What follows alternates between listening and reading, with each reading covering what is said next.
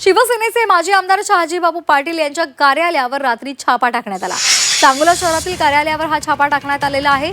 निवडणूक भरारी पथकाने झाडाझडती घेतली। सांगोल्यामध्ये शहाजीबापू पाटील यांची उत्तर सभा संपताच पोलीस पथक कार्यालयामध्ये दाखल झालं।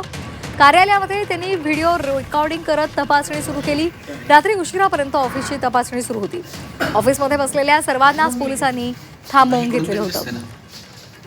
तर या संदर्भात अधिक माहितीसाठी आपण जाणार आहोत सचिन कसबे आमचे प्रतिनिधी यांच्याकडे। सचिन, शहाजीबापू पाटील यांच्या कार्यालयामध्ये झाडाझडती झालेली आहे, काय नेमकं पोलिसांच्या हाती लागलं? सांगोला नगरपालिकेची निवडणूक अत्यंत चुरशीची सुरू आहे। शहाजीबापू पाटील यांनी शिवसेनेचं पॅनल उभा करून भाजप, शेकाप आणि राष्ट्रवादी काँग्रेस आव्हान निर्माण केलेलं आहे। आणि शहाजीबापूंनी मागच्या काळात जी काही वक्तव्य केली त्यामुळे शहाजीबापू यांना सांगोल्याच्या जनतेकडून सहानुभूती मिळताना दिसत आहे।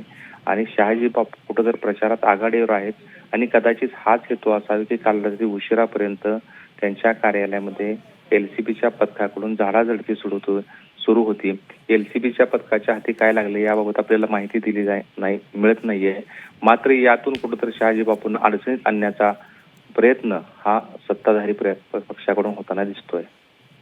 अगदी सचिन, जसं तुम्ही सांगितलेलं आहे की गेल्या काही दिवसांपासून शहाजीबापू पाटील यांची जर आपण विधानं पाहिली तर ती कुठेतरी वादग्रस्त आहे। त्याचबरोबर भाजपला डिवचणारी सुद्धा होती आणि त्याचाच हा प्रकार असा म्हणावा लागेल। धन्यवाद दिलेली आहे या माहितीसाठी।